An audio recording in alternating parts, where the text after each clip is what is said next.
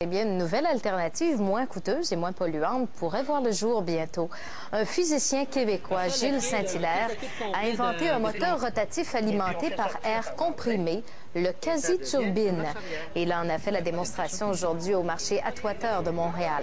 Les avantages de ce moteur sont nombreux. Il n'émet aucune vibration, donc peu bruyant, et coûterait 5 fois moins cher que l'essence. C'est quoi l'historique du moteur? En fait, c'est le docteur en physique Gilles Saint-Hilaire, Un Québécois? un Québécois du Saguenay, mais qui travaille à Montréal depuis une trentaine d'années.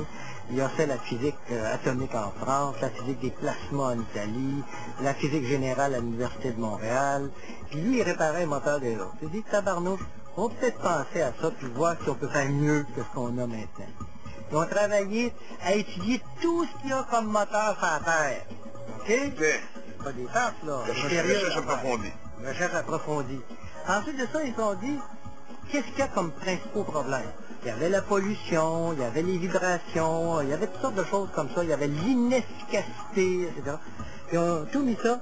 Là, finalement, ils sont arrivés avec un concept de moteur rotatif, tout, puis ils ont résolu les problèmes en même temps.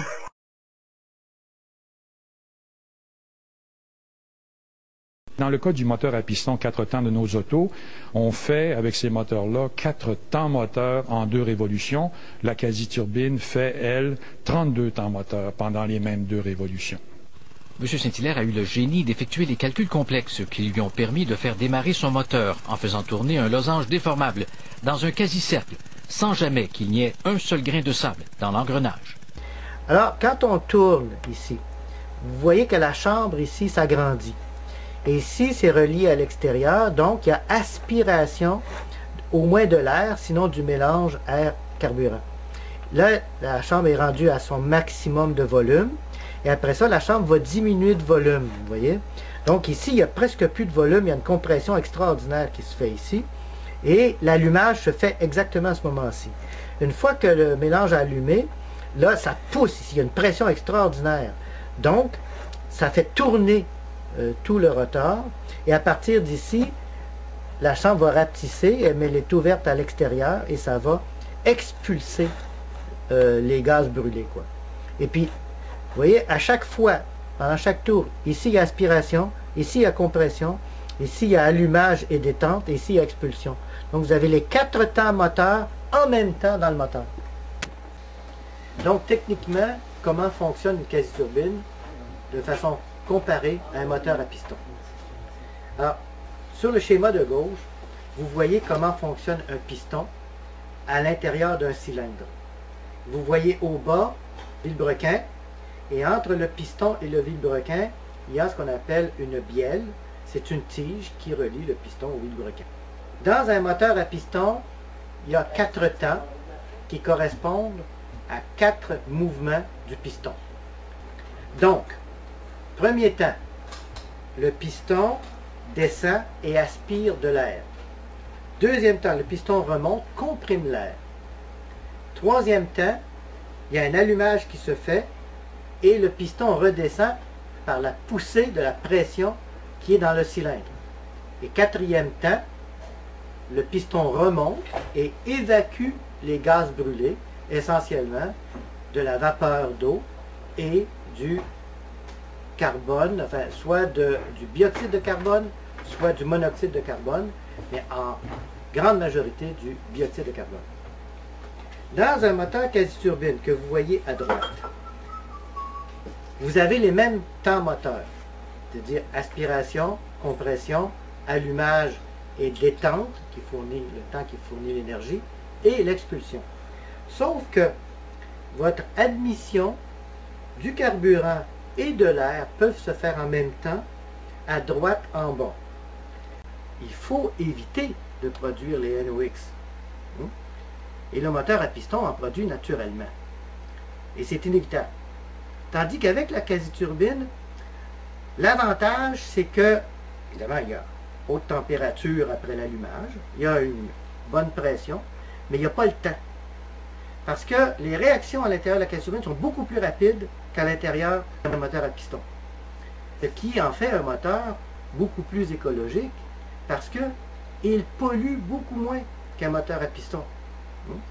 Pas de CO que du CO2, pas de NOx, et quant au CO2, il va en produire moins parce qu'il est plus efficace. Il peut économiser un minimum de 20% de carburant et dans certaines versions, jusqu'à 60% moins de carburant. C'est donc, de ce point de vue-là, une avancée technologique considérable. L'aide gouvernementale a été extrêmement limitée, surtout sous le Parti québécois. Il n'y en a pas eu d'aide gouvernementale.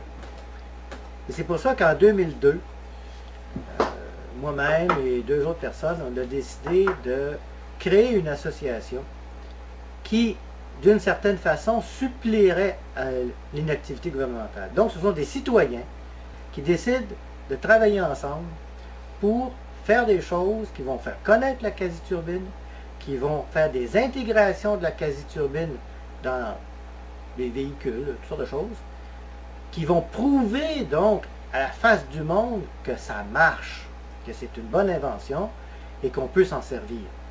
On a quand même réussi certaines choses depuis 2002. En 2004, on a montré le premier véhicule qui a circulé sur Terre grâce à une quasi-turbine. Et le réseau TQS a filmé l'événement. Il s'agissait d'un petit go-kart que Martin Guilbeault nous a fourni. Et on a mis une quasi-turbine avec une seule bouteille d'air comprimé et un réchauffeur qui était tout simplement de l'eau chaude. Et on a fait beaucoup de démonstrations avec ce petit go-kart, notamment à l'École de technologie supérieure dans le Vieux-Montréal. Et ça a été un triomphe. Vous auriez dû voir les étudiants qui applaudissaient à tout rompre. C'était une première mondiale.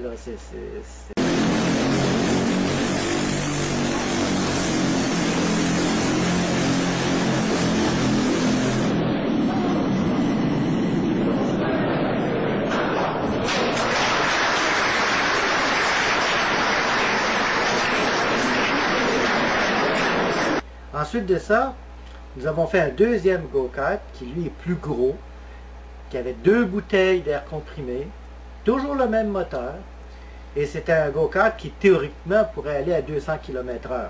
Le réseau de télévision global a filmé le go-kart, et donc c'était au Salon national de l'environnement qui se tenait à Montréal en 2006. Puis, on a reçu une voiture sans moteur. Alors pour nous, c'était idéal. Il n'y avait pas de moteur, pas de transmission, rien du tout. C'est une petite microcar faite en France, une voiture légère, qui nous a été donnée. Et on a adapté un gros moteur, en fait, avec 4 bouteilles d'air comprimé, un réchauffeur, et on roule avec ça. On a fait plusieurs petits reportages, un à TVA, un autre à une émission Vert Tendre. Bon, bref, on a vu cette voiture circuler à plusieurs reprises et, encore une fois, c'est la preuve que ce moteur et cette technologie fonctionnent bien avec de l'air comprimé. Cependant, il faudrait passer à l'étape suivante, à savoir que le même moteur puisse fonctionner avec un carburant. Et là, ça demande des capitaux, ça demande de la recherche en intégration. Malheureusement, au Québec, les politiciens principalement n'ont rien compris. Ils ont boudé l'invention. Boudé au point où aucun ministère du gouvernement du Québec sous le Parti québécois n'a contribué à faire avancer la technologie quasi-turbine. Bien au contraire, il y a eu des objections. Guy Nègre, en France, travaille depuis une quinzaine d'années sur une voiture qui fonctionne avec de l'air comprimé. Mais, ce qui s'est passé il y a 2 ans, c'est que MDI a été acheté par Tata Motors en Inde. Le moteur de la prochaine voiture à air comprimé serait la quasi-turbine. Pourquoi? Parce qu'il y en a qui ont compris. C'est la solution pour la voiture à air comprimé. C'est la solution aussi aux problèmes de la voiture et de l'environnement. Donc, il se peut que, dans quelques années, la quasi-turbine soit vendue dans le monde par une compagnie indienne et non pas par une compagnie québécoise.